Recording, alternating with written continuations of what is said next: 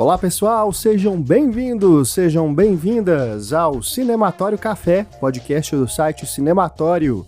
Eu sou o Renato Silveira. Oi, eu sou Kel Gomes. E neste episódio nós vamos falar sobre o último acerto.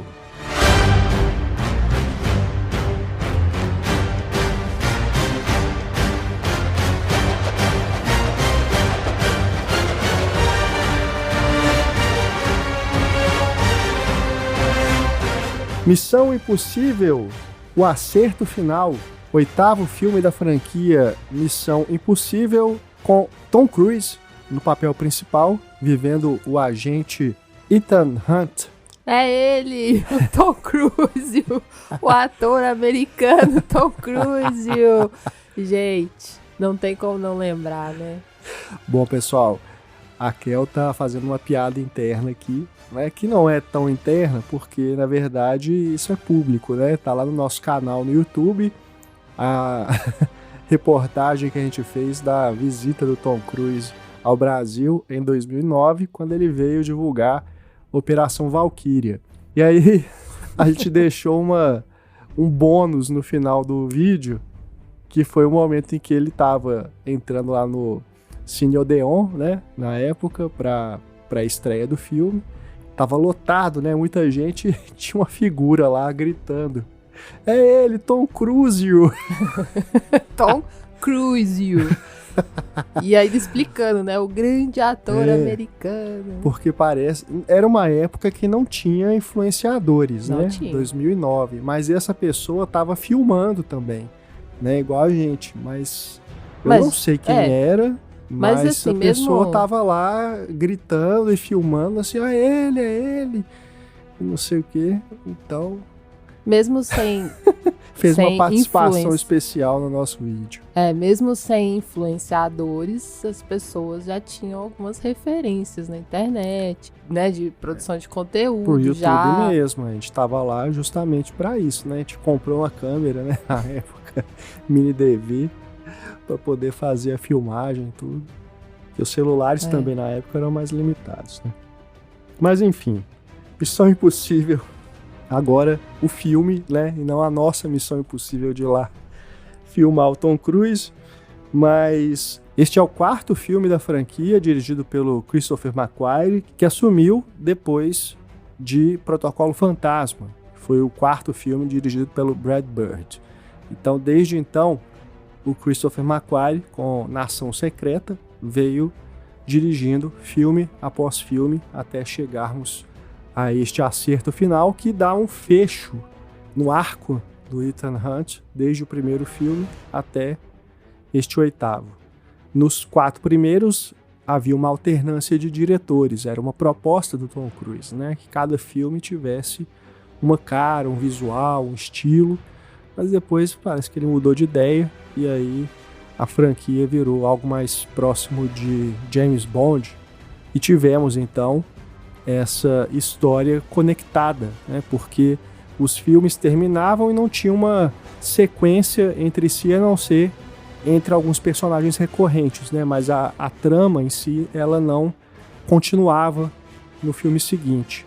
Mas a partir de Nação Secreta isso mudou e nesses dois últimos, então, tanto é que Dead Reckoning, o sétimo filme, ele tinha parte 1 no título. Depois, o estúdio e o Tom Cruise resolveram tirar essa parte 1 e temos agora esse desfecho, né? Uma continuação exatamente direta, onde termina o sétimo filme e esse começa. Temos de volta no elenco a Hayley Atwell, que entrou no sétimo filme, o Ving Rhames, que está aí desde o primeiro, Simon Pegg, que entrou, se não me engano, foi no quarto filme, e temos também outros atores recorrentes, inclusive temos também referências aqui aos filmes anteriores, né, algo que não acontecia. Temos aqui uma tentativa realmente de ligar os pontos e a gente vai discutir isso aqui, falando sobre o que acontece em Missão Impossível, o acerto final, no nosso podcast, que tem spoilers, então a gente inclusive deixou para fazer essa gravação um pouquinho depois, porque as pessoas já teriam visto o filme e a gente pode falar com mais liberdade. Kel Gomes, antes da gente começar, o convite que a gente faz para os nossos ouvintes que venham fazer parte do nosso Cineclube Cinematório, porque é nesse espaço que a gente garante o funcionamento do nosso site, dos nossos podcasts, do nosso canal no YouTube. Exatamente. A gente precisa do apoio de quem nos acompanha, porque a gente faz jornalismo cultural independente. Então, gente, só com apoio mesmo, né? Acesse lá o nosso site, cinematório.com.br, para você entender como que pode nos ajudar, como que pode nos apoiar e entender também quais são os benefícios extras a partir desse apoio, né? Porque além do benefício de nos ajudar diretamente, né, com a manutenção do nosso trabalho, né, a manutenção de tudo, né, não só do podcast, mas do site, do canal, né, até de rede social também, você tem os benefícios extras, como a nossa newsletter semanal, onde a gente recomenda filmes para serem vistos no streaming. Tem aqui uma curadoria especializada, tá? Então não é qualquer newsletter não, tá? É feito com muito carinho. Entre outras possibilidades, então acesse cinematório.com.br e venha com a gente participar ainda mais da nossa jornada. Exatamente. Reforçando o endereço, cinematório.com.br. Junte-se a nós.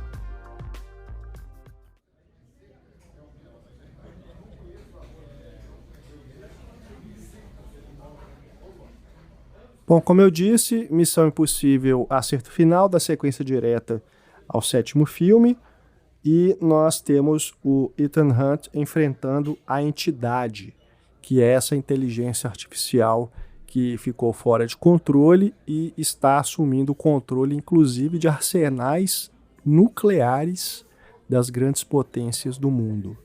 Imagina, né, Kel? A gente está vivendo esse momento da inteligência artificial em todos os lugares, no trabalho, no lazer. A gente vê o quanto que essa tecnologia está crescendo e assumindo, de fato, funções assim, importantes, né, no nosso dia a dia. Ainda não num ponto que a gente vê nos filmes de ficção científica e de ação, como é o caso aqui, mas, aliás, isso é curioso de pensar, né, o quanto que Missão Impossível também tem esse lado de ficção científica, né? Porque é uma franquia mais conhecida no gênero ação. Mas desde o primeiro filme tem essa coisa da tecnologia que é próxima da nossa realidade, mas que tem dispositivos que não existem, né? Então tem esse quê também de sci-fi em Missão Impossível, né? Sim, e eu acho que é até uma vertente, digamos, do trabalho do próprio Tom Cruise, né? Sim, sim. Essa ligação que ele tem com o sci-fi. E é bem interessante, né? Essa escolha da franquia dialogar muito diretamente com essa discussão toda contemporânea sobre IA, né? E, bom, talvez possa contribuir para um certo medo. Eu acredito que tem a ver, viu? Até porque o que eu achei mais interessante nesse filme especificamente é que o Ethan Hunt, ele é obrigado a utilizar os meios analógicos para poder resolver as coisas, né? Porque qualquer acesso que ele fizer à internet, a redes, qualquer outra coisa, a entidade vai descobrir. Completamente então, coerente. Ele, os governantes, a equipe, né, eles têm que utilizar meios analógicos. E aí você faz justamente essa analogia com o que está acontecendo em Hollywood. A gente teve, né, a greve dos roteiristas, que já tinha uma cláusula, né, uma reivindicação do sindicato a respeito da utilização de inteligência artificial. E você vê que agora os atores também precisam começar a se preocupar mais, realmente, assim, com a utilização dessa tecnologia para substituí-los, inclusive depois da morte.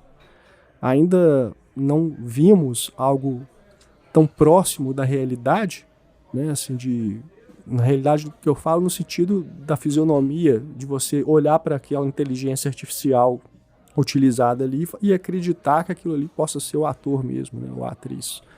Mas não vai demorar para chegar lá.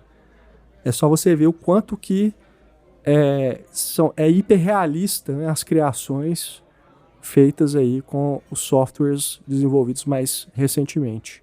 E talvez a gente tenha esse olhar mais apurado, porque a gente Exatamente. trabalha com imagem, então a gente ainda consegue identificar. Mas para um público geral, eu já acredito que não tenha tanto essa identificação não, sabe? Essa diferenciação Sim. não. Isso já está bastante confuso, assim. Eu acho que, no geral, o público, né, mais amplo pode olhar para essa imagem e, de fato, acreditar que é a pessoa. Sim. Se ninguém informá-la do contrário, acho que não vai sacar que é inteligência artificial, né? Nos vídeos que a gente vê nas redes sociais são assustadores, assim, como que chega a essa... né, a gente identifica, mas eu realmente acredito que não é todo mundo que identifica. E por isso é tão perigoso politicamente. Com certeza. Cada vez mais as eleições serão muito perigosas nesse sentido da falsidade, né? Verdade, é verdade. Olha, além dessa questão da tecnologia, né? Você vê ali que no filme ele utiliza VHS, tem gravações ali, né? Que são feitas de uma forma que não dá para rastrear pela internet, né? Por isso que são utilizados esses meios analógicos. Mas uma coisa que eu acho mais interessante ainda no filme é o quanto que a própria confiança entre as pessoas acaba se tornando também um mecanismo de defesa analógico, porque acaba que não tem nada mais analógico ali do que isso, você confiar no outro, né? Não tem como, você não precisa de uma tecnologia para poder determinar se você confia ou não no que a pessoa está dizendo, né? Então você vê que essa dúvida que surge entre as pessoas da própria equipe, né, tanto da equipe contrária quanto da equipe do Ethan Hunt, as pessoas que estão no governo, na CIA. Então, essa confiança, ela acaba também sendo uma forma assim, de eles conseguirem enfrentar essa tecnologia, essa grande vilã, porque eles acabam tendo que formar alianças com quem era inimigo até então, né? E você vê que a própria equipe do Ethan Hunt é modificada, né? Ele forma uma nova equipe ao longo do filme, incluindo pessoas que estavam do outro lado no filme anterior e pessoas que em filmes anteriores também, né, aquele cara que aparece lá no primeiro filme, né, que criou aquele sistema de segurança, né, que o Ethan Hunt, aquela cena clássica, né, a cena mais famosa da franquia, que ele desce, fica pendurado naquele cabo. Esse ator volta agora nesse filme e acaba integrando também a equipe do Hunt. Isso é bem interessante. Eu sempre gostei de como Missão Impossível é também sobre trabalho em equipe, né?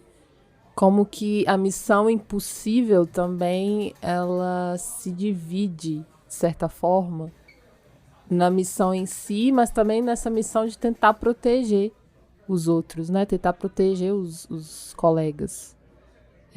Essa ligação emocional e acima de tudo, acho que é um respeito que ele tem, né? Pelos colegas, assim, que estão sempre colaborando com ele, que ele nunca chega onde ele tem que chegar sozinho. Então ele tem esse respeito pelo que cada um representa, pelo trabalho especialíssimo de cada um, e também a amizade, né? Uma certa relação emocional ali que ele preserva. Então eu acho isso bacana, assim, ainda mais nos tempos de hoje que as estruturas estão sempre tentando nos afastar enquanto equipe, sabe? Tá sempre querendo que a gente pense de forma individualista, né? Que a gente se individualize cada vez mais, porque isso favorece o capitalismo. E aí, dentro desse filme, que é um blockbuster, e aí você vê esse conceito de trabalho em equipe no primeiro plano, né? Com muita força ao longo da franquia, eu acho massa, sabe? São essas sementinhas, assim, de conceitos que são contra um sistema também.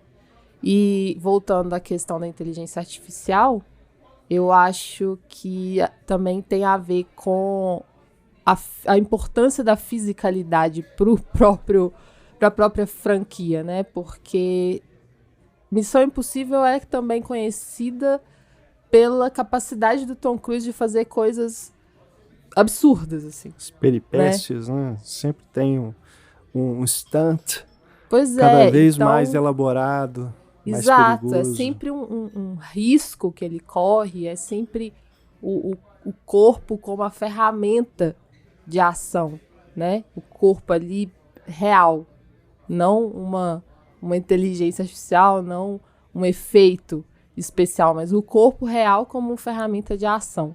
Então, é também uma certa declaração artística dele nesse sentido, né? Dessa importância desse risco, dessa fisicalidade para o cinema, que é um cinema grandioso, que é um cinema de entretenimento, que, sabe, envolve as pessoas, envolve um grande público, que é uma defesa dele também, né? Sim. Essa visão de cinema para se ver no cinema mesmo, né? Sim. Coletivamente, como um grande espetáculo. Então, tudo tá bem amarradinho, assim, para esse tipo de discussão, de narrativa que foi colocada. Sim. Olha, eu falei justamente aí do William Donlow, que é o agente da CIA lá do primeiro filme da franquia, né? Interpretado pelo Rolf Saxon. Então, ele retorna agora, ele tá ali isolado e exilado ali no Alasca, vivendo com a esposa naquela cabana, até que a equipe do Hunt chega lá para poder contar com a ajuda dele e fazer toda aquela operação que envolve o submarino, ele ter que mergulhar, fazer aquela coisa toda para poder pegar as coordenadas e chegar até o local onde está o código-fonte da entidade.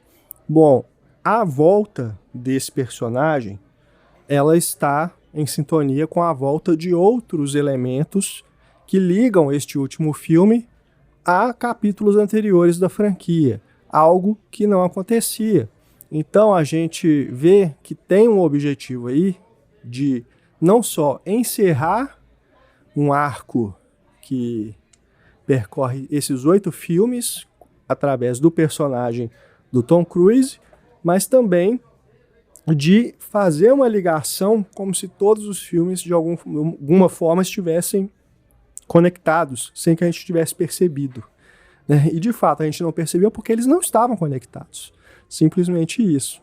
Então quando você vê que a gente tem a volta desse personagem que poderia ser, se fosse um caso isolado, apenas uma referência, né? Trazer alguém que esteve lá no início da franquia, então seria um bônus assim, para o fã, né? Que acompanhou desde o início, mas você tem também a revelação desnecessária de que o pé de coelho, que era o MacGuffin, né? O MacGuffin é um artifício de roteiro que o Alfred Hitchcock sempre falava, né? Que é só uma desculpa assim, para o filme acontecer, que não tem tanta importância que aquilo significa. Mas aí você tem nesse filme a explicação de que o código-fonte da entidade era o que estava no tal pé de coelho, né, que é do terceiro filme, que termina sem a gente saber que diabo era aquilo, né? Não era o objetivo do filme, né, explicar o que era o tal do pé de coelho. Então, você vê, esse filme, ele desfaz esse mistério. Então agora acho que se você reassistir ao terceiro filme, talvez perca um pouco da graça justamente por isso, porque ou ganhe, né, não sei. Ou às vezes fica mais interessante, mas é desnecessário de todo modo, né? Assim como essa ligação de novo com o primeiro filme através do Jasper, né? Esse personagem que estava no filme 7, interpretado pelo Shea Wingham. Ele que era um agente secreto que estava perseguindo o Ethan Hunt, né? E para poder pegar a chave que abre lá a entidade. Mas aí agora a gente fica sabendo que ele é filho do Jim Phelps, que é o personagem do Jon Voight lá no primeiro filme. E que então ele estaria também com uma motivação pessoal para perseguir o Ethan Hunt, né, que seria uma vingança devido ao que aconteceu lá no Missão Impossível 1. Então, todas essas ligações, essa falsa necessidade de ligar os pontos, é algo que eu não gosto nesse filme, sabe? Por mais assim que eles tenham encontrado uma forma de fazer isso sem que gerasse furos de roteiro, ao mesmo tempo eu acho que é tudo tão artificial, para usar o termo, que me soa como algo forçado, sabe? Eu cheguei a comentar um pouco sobre isso no podcast que a gente falou de Cobra Kai, né? Porque em Cobra Kai eles fazem ligações com os filmes, né, do Karate Kid, e algumas dessas ligações são forçadas, simplesmente para fazer um agrado para o fã, né? Fazer o chamado fanservice, né? Aqui eu não acho que chegue a ser fanservice, mas sim uma necessidade que criaram de ligar tudo para que tudo fizesse parte de esse universo compartilhado. Né? Exatamente. Em alguns momentos funciona. Gosto muito do retorno do personagem, que é a grande mente por trás daquele sistema de segurança do primeiro filme, e que fica aquela brincadeira. Nossa, depois daquilo eu fui demitido, porque você acabou quebrando com o meu sistema. Então ele foi um sistema falho. A gente vê que ele, na verdade, gostou do que aconteceu na vida dele depois, né? Então não deixa de ser interessante, assim, pensar esse personagem que ninguém nem se recordava direito, né? Então eu achei uma boa ligação, sabe? Faz sentido, cria uma diversão a mais ali, né? Além de uma ligação muito profunda, assim, de algo que começava e agora algo que está se encerrando, de certa forma. Sim. Que, né, eu acho que tem esse tom também, né? E eles foram um pouco exagerados nessas ligações, né? Nessas criações, assim, de justificativas, de retornos, né? De como que a gente pode incluir esse aqui, como que a gente vai fazer o filme tal se relacionar com esse. Eu vejo que não atrapalha, mas também não acrescenta muito. É mesmo para trazer essa ideia de uma grande história, né? Uma grande narrativa. E talvez seja porque isso deu muito certo com a Marvel.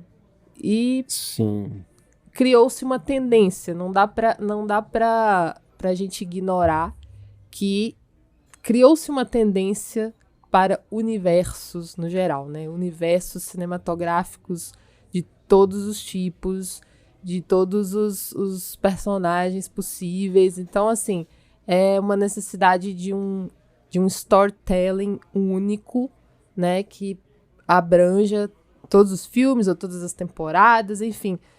É essa necessidade mesmo que a gente tem visto como tendência de ser uma coisa só, assim. No novo filme do Karate Kid isso acontece também, né? A gente comentou no podcast.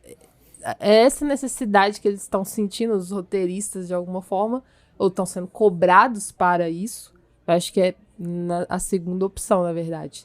Tá havendo uma cobrança, talvez, de que tenha que fazer essa conexão para que o público entenda que não é só esse capítulo, tem um capítulo lá atrás que você precisa voltar nele, entendeu? Porque também isso, comercialmente falando, tem benefícios, né? Porque as pessoas vão voltar nesses outros filmes para entender, para rever e, né? Igual você tá falando, será que vai melhorar ou piorar? Então, assim, vai criar a necessidade de voltar, né? Aí já tem outras implicações também. Então, é muita... Eu, na verdade, tô cansada disso, assim, pra falar bem a verdade. Tô cansada de ouvir falar em universos, porque, por exemplo, isso virou até piada, assim, quando alguém tá falando de filme, um ator ou atriz tá falando de filmes que participou, e aí começa a falar que, esse é o meu universo cinematográfico da fulana, universo cinematográfico do fulano, sabe? A gente tava vendo o Tudum do Netflix e a apresentadora falou disso, né? Ela fez todo Uma pessoa que a gente não faz nem ideia eu quem não sei seja. quem é. E peço desculpas, assim.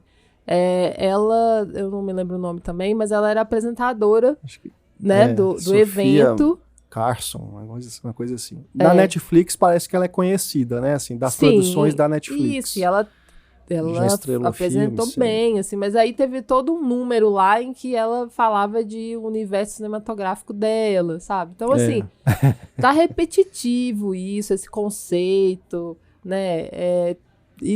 Enfim, aqui eu entendi que é seguindo essa tendência. E eu acho que até fizeram bem, assim, porque não me pareceu, em alguns momentos me parece bem aplicado, em outros você vê que tá fazendo só pra poder ter uma justificativa, mas eu não sinto que é forçado, sabe? Tipo assim, eu acho que a palavra forçado me leva a pensar se me incomoda quando eu vejo o filme. E não me incomoda. O filho do Jim Phelps me incomodou. Aí é demais, né? Porque, Poxa, pra quê? porque isso tá jogado ali. Depois, você acha que vai ter alguma implicação mais pra frente no filme, né? Que o cara vai querer se vingar mesmo do Ethan Hunt, mas não. Tipo, ele chega ali no final, eles apertam a mão, né? Mas aí, Fica tudo resolvido. tá ensinando que a vingança não compensa, que o cara resolveu, sabe? Mas, não. Eu entendo. Eu te entendi, mas não. No caso que o aqui, cara tá amadurecido, ele conheceu o Ethan Hunt, ele viu podia... que eles têm interesses em comum e que a vingança não ia adiantar de nada. É porque, assim, o Gabriel, que é o vilão principal, né, vivido pelo Essay Morales, ele já tinha uma ligação com o passado do Ethan Hunt. Já. Né? Então, já tinha esse elemento da vingança ali em jogo. Então, aí coloca mais um, sabe? Só pra fazer essa ligação. Por que esse cara já não foi o vilão principal, então, desde o início? Sabe? Eu acho que realmente, assim, em algum momento eles falaram, vamos ligar os filmes, vamos colocar uma coisa aqui. O que a gente pode fazer pra mudar? Vamos pegar esse personagem aqui que ele tá meio... Ele não tem muita função mesmo no roteiro, vamos fazer ele ser o filho do Jim Phelps. Sabe? Umas coisas assim. Mas, a gente pensando, né, para onde que essa franquia vai, ficou essa dúvida, né, se seria o final do Ethan Hunt, né, se ele ia morrer mesmo, se ia encerrar ali para depois continuar uma outra história, enfim. Embora a gente saiba que isso sempre tem como resolver, né, é só contar uma história que se passou antes do primeiro filme. A gente vê, então, que tem realmente essa conclusão, e que as portas continuam abertas, tanto para o Ethan Hunt voltar como um protagonista, eu não acho que isso vai acontecer, mas pode voltar só como um mentor, né, como alguém que está trabalhando no escritório ali agora.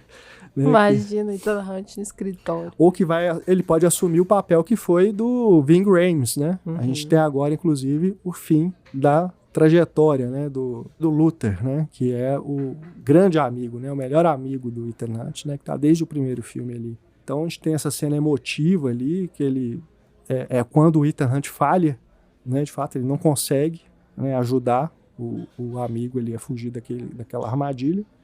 Então você tem essa conclusão. Mas o Ethan Hunt pode assumir esse papel, né, de ser alguém que ajuda ali quem está no protagonismo, né, nos próximos filmes. Porque o Tom Cruise, como produtor, acredito que ele vai continuar vai dar um tempo, né, passar uns anos aí, mas eu acho que vamos ter outros filmes da franquia. Né? O envolvimento dele como personagem na história que a gente vai ainda ver como que ele vai resolver. E falando em morte, uma coisa interessante também de pensar é nas mortes do Ethan Hunt, né? Mortes que são, igual eles falam que gato tem 7 vidas, né? O Ethan Hunt já gastou algumas. Tem muito mais de 7 vidas, né? E aí, falando do terceiro filme, a gente lembra daquela que ele, de fato, entre aspas, morre para poder tirar aquele veneno, né? Alguma coisa assim do corpo, né? Que aí a companheira dele, vivida pela Michelle Monaghan, ajuda. ela é enfermeira, né? Então ela ajuda ele a ressuscitar. E aqui você vê que o plano para ele conseguir ir no fundo do mar e voltar envolve também uma dessas mortes, né? Porque ele ficaria ali congelado embaixo da água, né? Naquela temperatura polar, e aí eles calculam o tempo, né, para ele poder ser reanimado e conseguir passar as coordenadas, né, passar as coordenadas não, de fato, a código fonte, né, da inteligência artificial que vai permitir que eles consigam acabar com ela. Eu sempre me impressiono com a volta, porque a volta desses grandes acontecimentos de morte e vida dele é sempre muito rápido, né? Porque, claro, né, o filme precisa andar, as coisas estão acontecendo, ele tem o tempo ali, senão vai acabar o tempo. Mas, assim, tem sempre essa volta de uma quase morte e que nunca tem como é que eu vou explicar? Nunca tem um deslocamento, assim, dele em relação a essa volta, sabe? Tipo, em que estado ele tava e de repente ele volta. E aí eu sinto que precisava ter um pouco mais disso, assim, de uma desconfiguração da pessoa até ela retornar, né? Porque sempre ele volta e já imediatamente já engata em outra coisa. Nunca tem um processo, mesmo que rápido, nunca tem um processo de recuperação. Assim. É verdade. Ele já volta tinino, assim, já volta 100% para poder fazer a próxima etapa do que deve ser feito. Nesse caso aqui, então, que envolve toda aquela sequência submarina... Cara, o negócio é tenso pra que caramba. Ele tem que nadar, cara, de uma profundidade até a superfície, sem equipamento, né? Porque ele tem que tirar ali a roupa toda. É mergulho, que já não é uma coisa comum. Mergulho em água gelada, polar. Então, assim, ali tem várias... É num submarino que tá, sei lá, de profundidade, porque aprofunda ainda mais enquanto ele tá lá dentro, né? O submarino vai se movendo, assim, vai se modificando ali porque ele tá dentro da estrutura e a coisa vai ficando... Cara, é muito tenso. Eu acho muito massa como eles conseguem construir essas dificuldades, sabe? Essas etapas que precisa passar, porque é sempre muito grandioso. São sempre coisas muito inimagináveis, assim. E aí ele consegue, obviamente. Mas é isso, tipo, não tem um tempo de recuperação, né? Ele emenda uma coisa na outra. Depois vem um avião que ele simplesmente brinca com o avião no ar de todas as formas, né? Ele revira o avião do avesso. Pois é, essa sequência ela foi vendida como a grande sequência de ação do filme. É o que está no cartaz, é o que estava aparecendo nos making-offs e tudo. E assim, é uma sequência massa.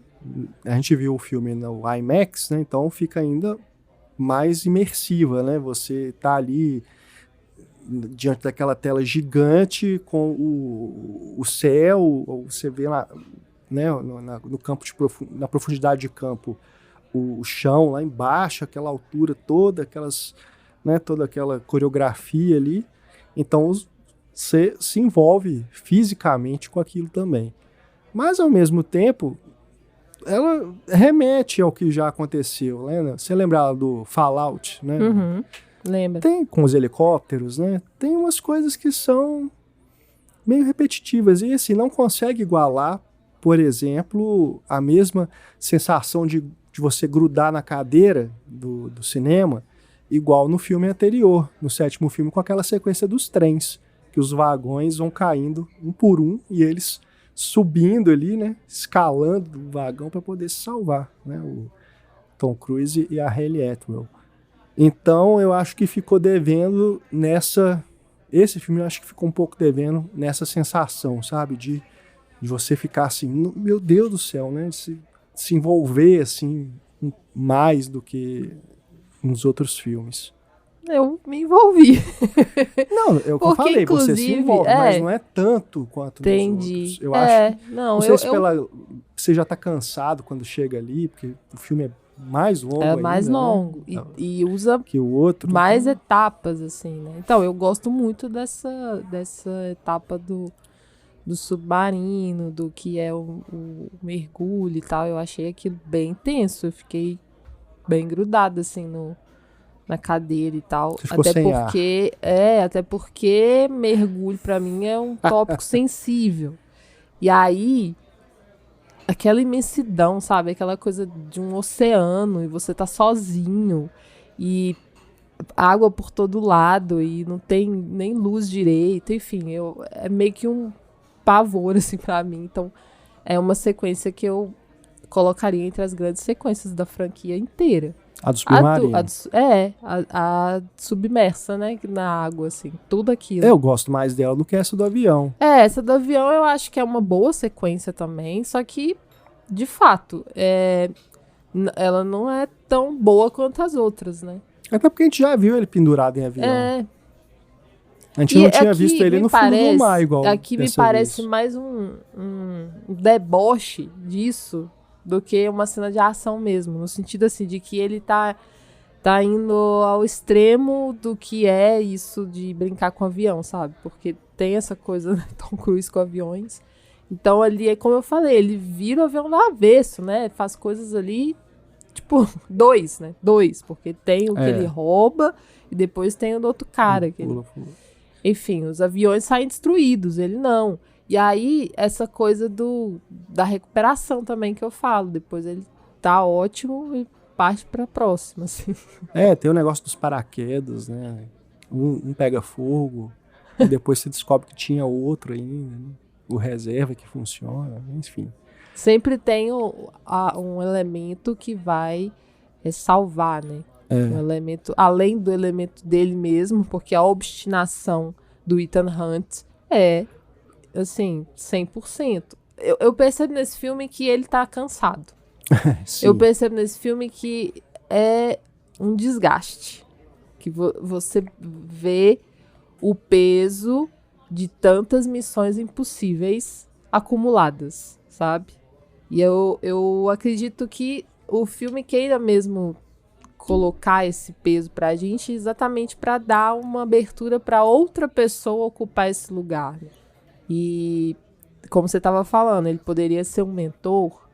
Ele tem sido já um mentor para algumas personagens, tem sido um companheiro, tem sido alguém que incentiva assim os talentos. Por exemplo, no caso da Grace, né?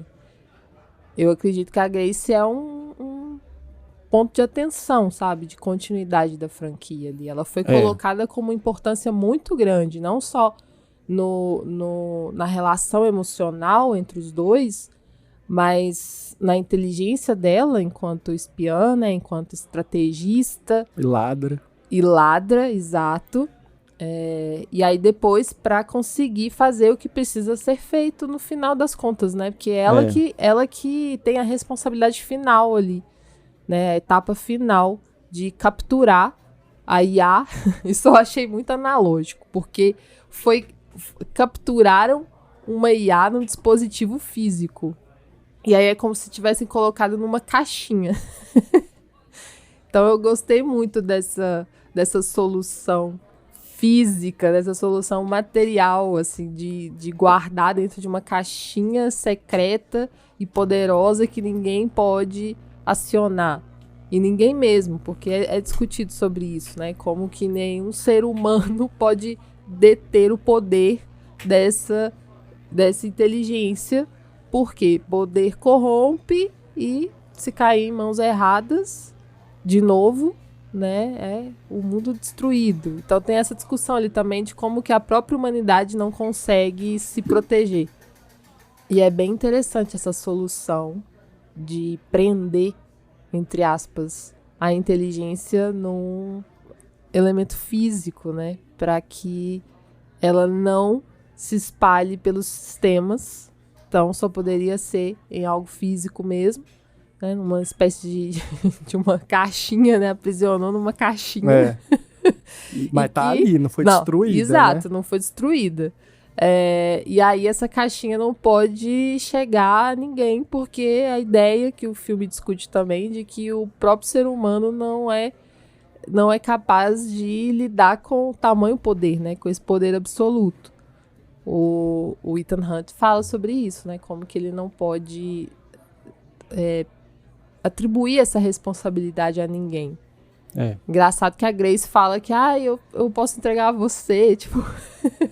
Então, assim, ele nesse lugar de um certo guardião de algo que pode destruir a humanidade. Então, é uma bela de uma responsa, né? Ele passou a ser algo muito mais do que um espião foda e que faz missões impossíveis. Ele se tornou um guardião da humanidade, do planeta, porque com essa inteligência ali que ele, né, conseguiu aprisionar e que continua ativa ali naquele dispositivo físico, tudo pode acontecer. Então, eu fiquei pensando nisso, assim, o que fazer com uma coisa dessas, né? Mas uma coisa que eu senti falta é da gente ver o quanto que essa IA já estava causando de modificações na sociedade, porque só no comecinho do filme que é mostrado, né, que tá tendo aqueles protestos e tudo, que tem inclusive gente que defende, né, que essa IA continue ativa, né, e continue governando, né. Então eu senti falta de ver isso ao longo do filme, sabe? De ver os impactos, porque... impactos para a sociedade em si. Além dessa coisa de destruição, né? Porque tudo foi focado muito nas ogivas nucleares. Sim, porque é um filme de bunker, se você for analisar. Ele acontece, na maior parte do tempo, em esconderijos, em lugares abaixo da terra ou no fundo do mar, né? Tem aquela sequência das cavernas ali, quando o Luther morre. Tem as sequências em lugares do governo, né? Que são super secretos. A sequência do submarino. Só mais à frente é que vai para a superfície e você tem as grandes sequências de ação ali, né? Que envolvem um avião e tudo mais. Então, é um dos motivos da gente não ver o que está acontecendo no mundo. Mas eu acho que seria interessante. Eu senti falta de ver mais disso, sabe? Do que essa IA estava causando de caos no mundo. A gente fica vendo mais naquela tela de computador, a hora que ela assume, né, o controle das ogivas nucleares dos países. A gente vê a gente não vê na prática. A gente vê no nível de autoridades, de instituições, né? A gente vê muito de quem decide as coisas, né? Da governança. A gente não vê de público. E talvez isso também possa ser um indicativo de contexto de produção do filme, porque ele foi feito na pandemia, não foi? Sim, teve uma parte... Eles iam filmar os dois, né? O 7 e o 8, que eles chamam de back-to-back, né? Ao mesmo tempo.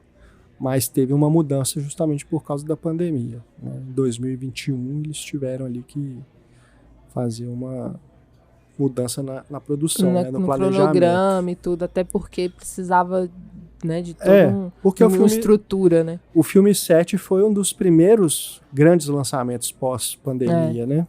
Então talvez isso seja um resquício, esse ainda estava sendo finalizado quando ele foi lançado. Então talvez isso seja um resquício mesmo desse contexto ainda, sabe? E eu gosto, inclusive, dessas sequências da reclusão. Da Angela Bassett, né, agora presidente dos Estados Unidos. Presidenta. Eu gosto muito daquelas sequências porque tem ali uma pista falsa de que ela vai ser traída, né, por um daqueles oficiais militares ali. Então, eu acho até massa. Mas eu sinto essa falta, sabe? Porque em nenhum outro filme da franquia você tem tanto essas sequências ali dos oficiais, né? Que envolve a CIA, o presidente, a presidenta dos Estados Unidos. Esses momentos acontecem em alguns dos filmes anteriores, mas não tanto quanto nesse. Então, eu senti falta disso. E mesmo depois, quando termina tudo, quando é concluído, a gente não vê os efeitos do fim dessa entidade no mundo, né?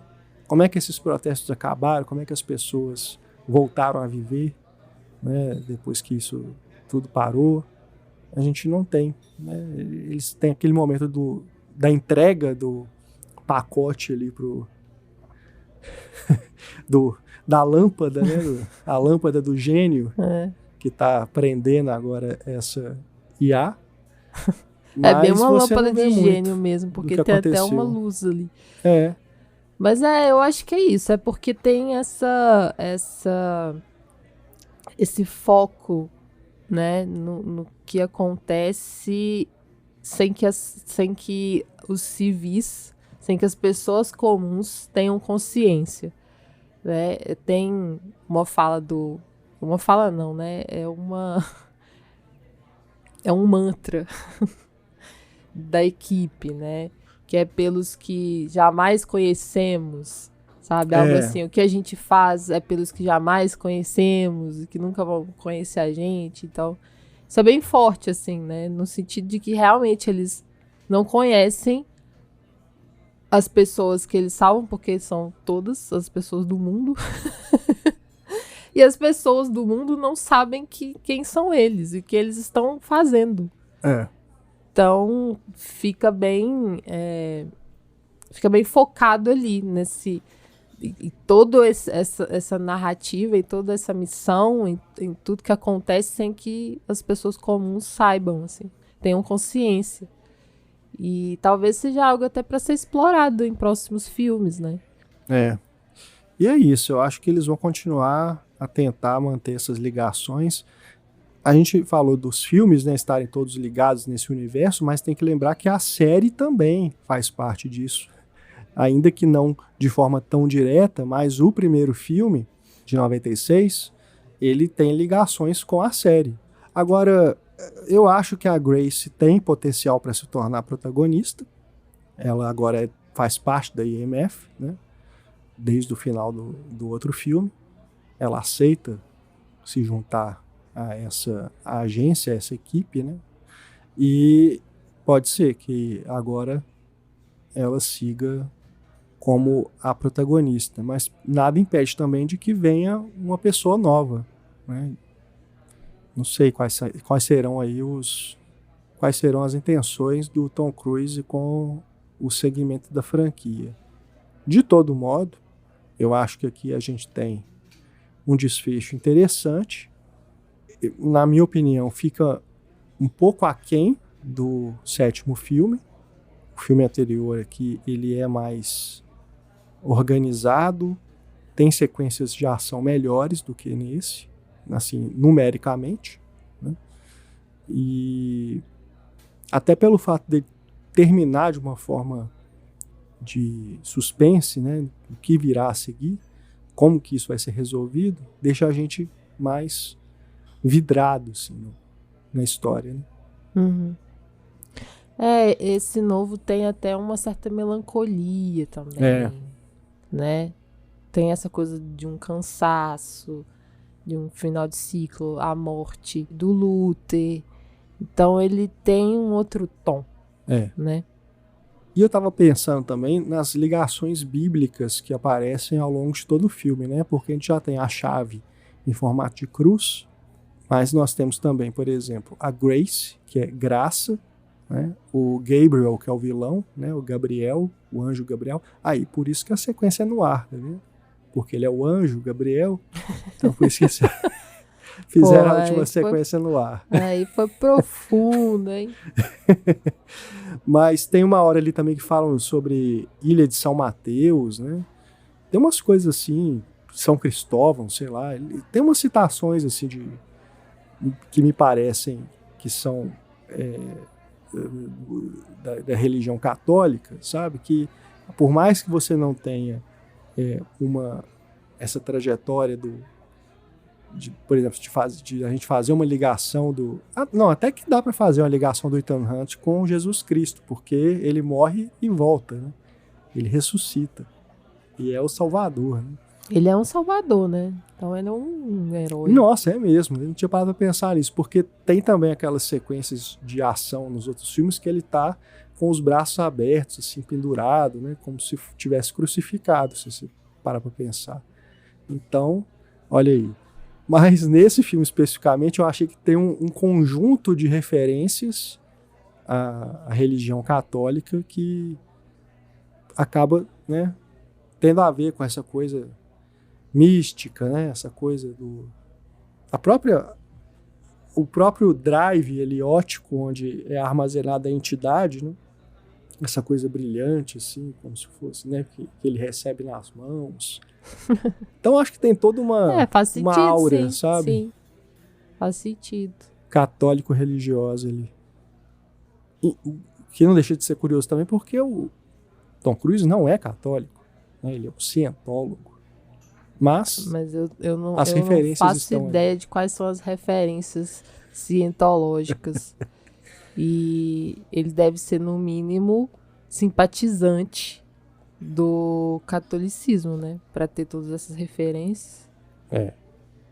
Bom, Mas tem uma certa mística mesmo, né? E não tem como não ver o Ethan Hunt como um Salvador. salvador, uma pessoa que está a serviço de um bem maior, né? Então, que está em busca não de poder, mas de proteger as pessoas, de fazer o que é certo, cumprir suas missões. Inclusive, o que você achou daquela sequência que é a mais metafísica do filme? Quando ele entra naquele, tipo um sarcófago, né? Pra ter a conexão direta com a entidade. Porque ali eu achei uma coisa meio muito além, assim, até do que eu imaginava que era a capacidade dessa IA.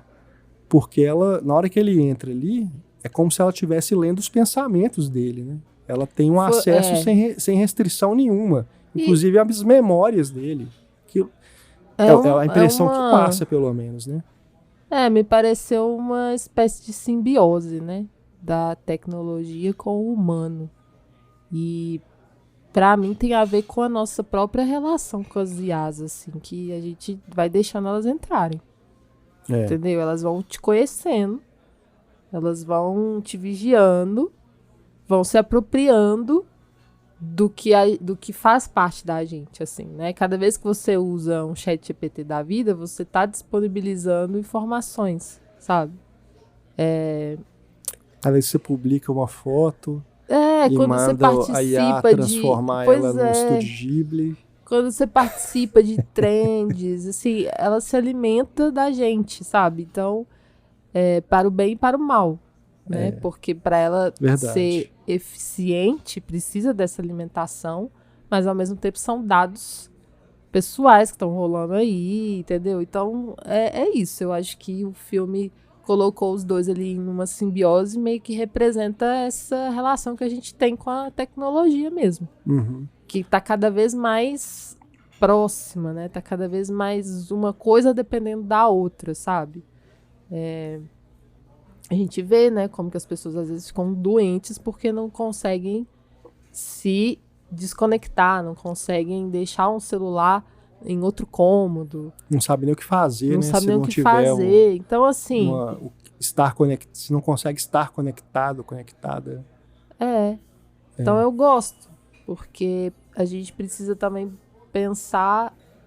Outros filmes anteriormente já falaram muito bem sobre isso, que a gente precisa pensar nessa simbiose, sabe? A gente precisa pensar nessa extensão do nosso corpo físico e do nosso corpo mental para essas tecnologias, porque são extensões, né? A gente, enquanto presença digital, é uma extensão nossa ali. Então é isso, é a parte ficção científica. Sim, o que me leva a pensar também o quanto de tempo que vai demorar pra gente olhar pra esse filme e falar, nossa, tava lá no Missão Impossível Acerto Final. Isso, sabe? Porque acontece isso, né? Muitas vezes. Socorro! A situação das ogivas, socorro! A gente pensar no... que não deixa de ser também uma releitura do Exterminador do Futuro, né? Skynet. E essa ideia de que se desconectassem as armas, resolvia, gente. Isso também. Só que o medo do outro Aham. é tão grande, sentir o outro como uma ameaça, né? É tão grande que eles não são capazes de desligarem as suas armas, assim, as suas armas nucleares. Era só desconectar. Isso dá um, sabe, um tapa na cara das pessoas, porque isso realmente, eu acredito que aconteceria. Sim, também acho. Enfim, nós não temos na nossa realidade uma Angela Bassett prestes ali a apertar o botão, né? Wakanda Forever. Bom, é isso. Algo mais que você queira acrescentar, que é sobre esse filme? Acerto final. Eu gosto muito como o filme utiliza o espaço também para fazer as cenas de ação. Valoriza os espaços. As cenas de ação são sempre pensadas a partir dos atores, mas também na interação dos atores com o espaço. O espaço é sempre muito importante, né? Então, como as cenas são filmadas, você percebe esse olhar muito atento, assim, para o ambiente em que essa pessoa tá, entendeu? Então, seja, né, numa paisagem desértica, numa paisagem que é de puro oceano, ou no céu, enfim, vai explorando, né? Tem essa coisa de perseguição também, que aí tem essa ideia de labirintos, né? Como que usa a cidade na perseguição. E são cenas que você vê bem tudo que acontece. Não fica confuso, né? Então valoriza o que está acontecendo, né? Os gestos, como eu falei, o espaço, valoriza tudo, assim. Os equipamentos. Então é bem realizado nesse sentido, enquanto cinema de ação. É o grande ganho de ter mantido o Christopher McQuarrie nesses 4 filmes. Exatamente. Ele tem um rigor técnico para isso, que favorece demais o filme e que me mantém atenta e com essa tensão constante, assim. Por mais que você não tenha, né, achado que tá tão bom quanto no filme anterior, mas eu gostei bem. Eu gostei. Isso, a gente sempre cai nessas armadilhas, né? Você fala que não gostou tanto quanto o outro, fica parecendo que você não gostou do filme. É porque a gente trabalha com polarização. Então, ou você gosta ou você não gosta. Só que não, tá, gente? Tô sendo irônica. O mundo trabalha, assim, né? Mas não a gente. Mas eu gostei bastante. Só que eu acho o anterior melhor. Sim. E fazendo agora esse ranking, agora que esses 8 filmes foram encerrados. Vamos pensar aqui de cabeça, no feeling, né? Qual que pra você é o melhor Missão Impossível? Se coloca em primeiro lugar. Pensando assim agora, no todo da franquia, qual que é o que te marcou? O que mais me marcou foi o primeiro, com certeza. O primeiro, de 96, dirigido pelo Brian De Palma. Grande De Palma. É um filmaço, cara. É um filmaço. Com certeza. E, de certa forma, ele tá mais conectado com o ritmo desses últimos. Sim. Ele tem sequências de ação grandiosas, mas ele é um filme mais centrado, assim, né? Ele é mais cerebral. É mais thriller. É. Entendeu? Tem muita pegada da espionagem. Sim. Né? Porque Brian De Palma tem um tom Hitchcockiano. Sim, e tem muita metalinguagem ali. É. Né? Você pensar no uso de telas. Sim. Como que as pessoas se veem. Tem coisas ali muito bacanas. E eu adoro o corte de cabelo do Tom Cruise também. E tem até, como a gente falou, tem até hoje a sequência mais famosa de Missão Impossível, que é aquela da invasão da sala pelo cabo, né? Ele fica erguido ali. E olha, eu gosto muito. Suor, né, e eu gosto muito também do John Woo, tá? Do filme do John Woo. Também, nossa, Missão Impossível 2 eu acho formidável, cara. Eu sei que tem gente que acha que é muita firula, que é o mais bobo e tudo, mas assim... E acaba que é o mais deslocado nessa junção que eles fazem agora, né? Desse universo, acaba que fica sendo o filme mais isolado, né? Que não tem, assim, uma ligação. Não puxaram agora... exatamente algo de lá específico para trazer para cá, né? Pois é, mas é um filme quando muito eu penso massa. em imagens marcantes, eu lembro dele também. Sim, com certeza. Pra mim, depois do filme 1, eu colocaria... Deixa eu pensar. Se não for o Protocolo Fantasma, que eu acho muito bom também. É, muito bom. Muito bom. Dirigido pelo Brad Bird, né? Que ali você também tem essa coisa do thriller, mas também associada à diversão, ao entretenimento, né? É o filme mais engraçado de todos. Que tem aquelas coisas dos dispositivos falharem, né? Você tem o Simon Pegg, que é um comediante, servindo ali como esse membro da equipe que tem essa função de fornecer os dispositivos para o Hunt, né? Mas é um filme que imageticamente também é muito impactante. O Nação Secreta é bem legal, Fallout. É difícil, né? O Fallout aqui tem a Ilsa, que é a personagem da Rebecca Ferguson. Ela já aparece no Nação Secreta. Né? Eu gosto muito Fallout dessa personagem. É o que tem o Henry Cavill como vilão. Sim. Confundi agora, mas é porque eu gosto muito da personagem dela. Sim. Adoro ela a morre ambiguidade. no 7, né? Eu adoro a ambiguidade da personagem Ela é dela. muito boa. É difícil, assim, pra parar pra ordenar os 8 filmes, é difícil, porque realmente, assim, eu não acho que tem nenhum filme ruim. Tem filmes irregulares, né? O 3, por exemplo, que é do J.J. Abrams, eu colocaria ele no final da lista. Mas não acho que é um filme ruim também, não. Eu acho que ele é irregular. Eu acho que até por isso, talvez, que fizeram essa ligação com o Pé de Coelho, porque pode ser considerado o filme mais esquecível. Mas e aí fizeram essa... pra te obrigar, né, a lembrar vamos dar uma do filme força 3. pra esse filme, gente. Olha lá, vamos colocar uma questão assim, a mais. É um filme que tem o Philip Seymour Hoffman num dos vilões mais incríveis da série, né? Cada um tem algo muito bom pra acrescentar. E a gente tá falando de cabeça, né? Eu acho que pra fazer um ranking certinho, a gente tem que rever pra poder dizer, olha, esse aqui vai ficar em primeiro, esse aqui fica de fato em último. Mas eu acho que vai ser o do J.J. Abrams mesmo em último. E pra você que tá nos ouvindo, né? Qual que é o seu Missão Impossível favorito?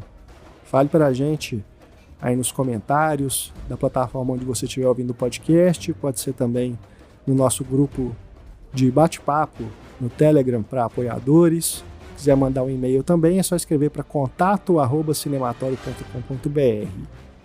A gente fica aguardando a sua resposta. E também ficamos aqui aguardando o nosso próximo encontro, nosso próximo podcast. Em breve estaremos mais uma vez aqui para falar de cinema com vocês. E agora também temos lives no YouTube, hein? Central Cinematório está de volta. Para quem ainda não acompanhou, a gente está recomeçando, né? Retomando aí a Central Cinematório, agora em formato de live, e estamos fazendo ajustes ainda, mas estamos aí, ao vivo e a cores. Voltando a ocupar esse espaço chamado YouTube. Isso. É importante. Trazendo... Depois ali, eu vou participar também um dia aí. A ideia ali é ser mais um programa de variedades, né? A gente comenta notícia, fala de alguns filmes também, damos dicas, né? Então, a cada edição a gente vai trazendo uma coisa nova. Jornalistinha fazendo variedades. A gente ama. Então, beijo, gente. Até a próxima. E vamos para as nossas missões impossíveis do dia a dia, que também não são fáceis não, tá? Exatamente. Grande abraço, pessoal. Até mais. Tchau.